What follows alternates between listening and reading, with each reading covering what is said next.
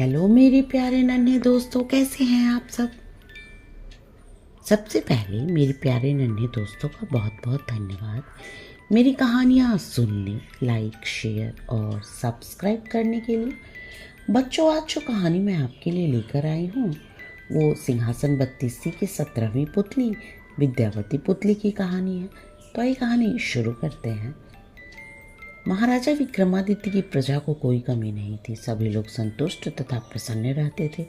कभी कोई समस्या लेकर यदि कोई दरबार आता था, उसकी समस्या को तत्काल हल कर दिया जाता था। प्रजा को किसी प्रकार का कष्ट देने वाले अधिकारी को दंडित किया जाता था, इसलिए कहीं से भी किसी तरह की शिकायत नहीं सुनने को मिलती थी। राजा खुद भी वेश बदलकर समय समय पर राज्य की स्थिति के बारे में जानने को निकलते थे। ऐसे ही एक रात जब वो वेश बदलकर अपने राज्य का भ्रमण कर रहे थे, तो उन्हें एक झोपड़े से एक बातचीत का अंश सुनाई दिया।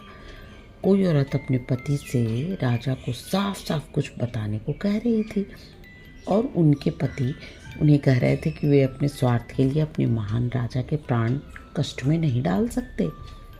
विक्रम समझ गए कि उनकी समस्या से उनका कुछ संबंध है। उनसे रहा नहीं गया। अपनी प्रजा की हर समस्या को हल करना वो अपना कर्तव्य समझते थे। उन्होंने द्वार खटखटाया तो एक ब्राह्मण दंपति ने दरवाज़ा खोला। विक्रम ने अपना परिचय देकर उनसे उनकी समस्या के बारे में पूछा तो वे थर थर काँपने लगे।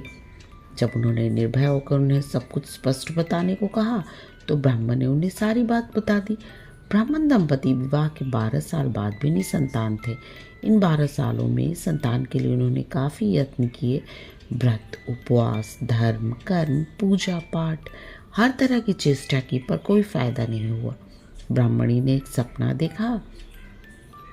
स्वप्न में एक देवी ने आकर उन्हें बताया कि 30 कोस की दूरी पर पूर्व दिशा में एक घना जंगल है, जहाँ कुछ साधु सन्यासी शिव की स्तुति कर रहे हैं। शिव को प्रसन्न करने के लिए हवन कुंड में अपने अंग काट कर डाल रहे हैं।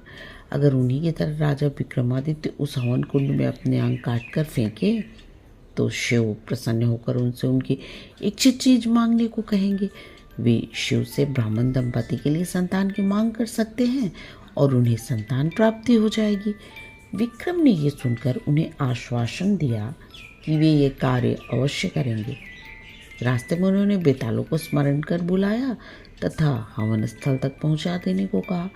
उस स्थान पर पहुंचकर विक्रम ने देखा सचमुच साधु सन्यासी हवन कर रहे हैं तथा अपने अंगों को काटकर अग्निकुंड में फेंक रहे हैं। विक्रम भी एक तरफ बैठ गए और उन्हीं की तरह अपने अंगों को काटकर अग्निकुंड को अर्पित कर दिया। जब विक्रम सहित वे सारे जलकर राख हो गए तो एक शिवगण वहाँ पहुँचा तथा उसने सारे तपस्वियों को अमृत डालकर जिंदा कर दिया, मगर वो विक्रम को भूल गए। सारे तपस्वी जिंदा हुए तो उन्होंने राख हुए विक्रम को देखा। सभी तपस्वी ने मिलकर शिव की स्तुति की तथा उनसे विक्रम को जीवित करने की प्रार्थना करने लगे। भगवान शिव ने तपस्वियों की प्रार्थना सुन ली तथा अमृत डालकर विक्रम को जीवित कर दिया। विक्रम ने जीवित होते ही शिव के सामने नतमस्तक होकर ब्राह्मण दंपति को संतान सुख देने की प्रार्थना की। शिव उनके उपकार तथा त्याग की भावना से काफ़ी प्रसन्न हुए तथा उनकी प्रार्थना स्वीकार कर ली। कुछ दिनों बाद सचमुच ब्राह्मण दंपति को पुत्र लाभ हुआ। बच्चों, आपको मेरी आज की कहानी कैसी लगी? अगर आपको कहानी पसंद आई तो प्लीज़ मेरे चैनल को सब्सक्राइब कीजिए और मेरे प्यारे नन्हे दोस्तों, आप आराम से सो जाइए और सपनों की दुनिया में खो जाइए। गुड नाइट मेरे प्यारे नन्हे दोस्तों, गुड नाइट।